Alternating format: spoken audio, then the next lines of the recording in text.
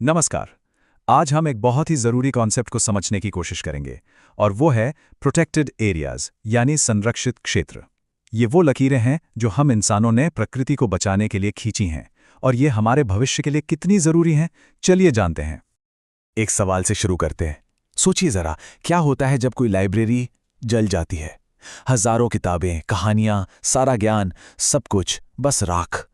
एक ऐसा नुकसान जिसकी भरपाई कभी नहीं हो सकती, है ना? अब जरा ये सोचिए कि उस लाइब्रेरी में कोई आम किताबें नहीं, बल्कि धरती पर मौजूद हर जीव का, हर पेड़ पौधे का, मतलब पूरी जिंदगी का ब्लूप्रिंट रखा हो। यही आज हमारी सच्चाई बनती जा रही है।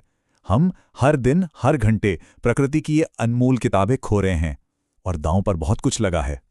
तो आज के इस सफर में हम क्या क्या देखने वाले हैं? पहले तो हम समझेंगे कि ये जिंदगी का ताना बाना आखिर बिखर क्यों रहा है। फिर जानेंगे कि इसे बचाने के लिए हम जो लकीरें खींच रहे हैं वो कैसे काम करती हैं। और हाँ, ये भी देखेंगे कि ये काम इतना आसान क्यों नहीं है। और आखिर में ये सब हमारे लिए, हम सब के लिए इतना मायने क्यों रखता है। चलिए, सबसे पहले उस मुश्किल की बात करते हैं जिसका सामना आज पूरी दुनिया कर रही है। ये एक ऐसी इमरजेंसी है जिसकी कोई आवाज नहीं, कोई शोर नहीं, पर यह बहुत बहुत खतरनाक है। ये नंबर देखिए, 10 लाख। जी हाँ, 10 लाख। एक अंदाजे के मुताबिक करीब इतनी प्रजातियां, इतने स्पीशीज आज खत्म होने की कगार पर खड़े हैं। ये कोई मामूली आंकड़ा नहीं है, ये एक बहुत बड़ी, बहुत गंभीर चेतावनी है। और देखिए, ये सिर्फ कुछ जानवरों या पौधों के गायब हो जाने की बात नहीं है। असल में ये हमारे पूरे इकोसिस्टम के बिखरने की कहानी है। मतलब वो सिस्टम जो हमें सांस लेने के लिए साफ हवा, पीने के लिए पानी और खाने के लिए भोजन देता है, वो पूरा का पूरा सिस्टम ही खतरे में है। तो इस भयानक संकट से निपटने के लिए हम इंसान कर क्या रहे हैं? यहीं पर आते हैं संरक्षित क्षेत्र, यानी कि प्रोटेक्टेड एरियाज। ये प्रकृति को बचाने के लिए हमारी सबसे जरूरी और सबसे असरदार रणनीतियों में से एक है। तो ये प्रोटेक्टेड एरिया होता क्या है? एकदम आसान भाषा में समझें तो ये जमीन या समंदर का एक ऐसा टुकड़ा है जिसे कानूनी तौर पर खास तौर से प्रकृति को बचाने के लिए अलग रख दिया गया है। इसका एक ही मकसद है, प्रकृति को लंबे समय तक सुरक्षित रखना। अब किसी भी जगह को ऐसे ही प्रोटेक्टेड एरिया नहीं बना दिया जाता। ये एक पूरी प्रक्रिया है।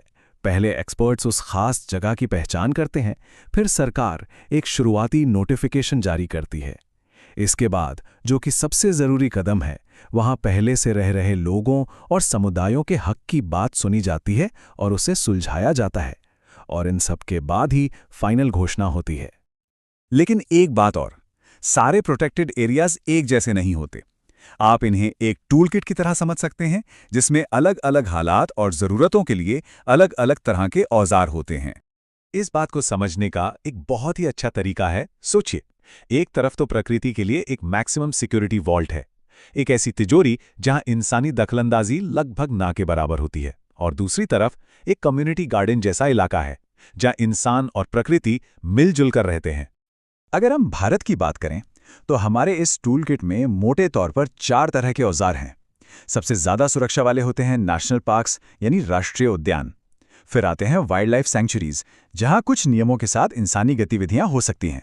और फिर हैं कॉन्जर्वेशन और कम्युनिटी रिजर्व्स, जो इस बात की मिसाल हैं कि कैसे स्थानीय लोग भी प्रकृति के रक्षक बन सकते हैं।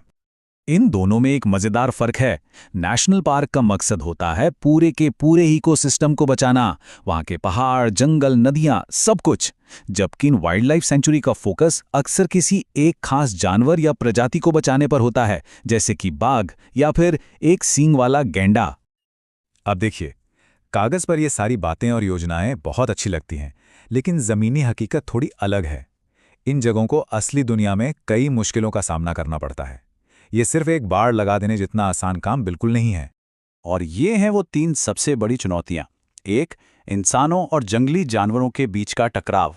2, अवैध शिकार और जमीनों पर कब्जा। और 3, इन बेहद जरूरी जगहों की देखभाल और सुरक्षा के लिए पैसों की कमी होना। और इन सब के बीच एक और बहुत बड़ी बहस छिड़ी रहती है। एक तरफ वो लोग हैं जो मानते हैं कि प्रकृति को बचाने के लिए उसे इंसानों से पूरी तरह दूर रखना होगा। वहीं दूसरी तरफ स्थानीय समुदाय हैं जिनका कहना है कि ये जंगल तो पीढ़ियों से उनका घर है, उनकी जिंदगी है, इसलिए उनके अधिकारों का भी ख्याल रखा जाना चाहिए। इन दोनों के बीच संतुलन बनाना ही सबसे बड़ी चुनौती है। तो अब सबसे बड़ा सवाल ये उठता है कि हम इन दूर दराज के जंगलों की इतनी परवाह करें ही क्यों?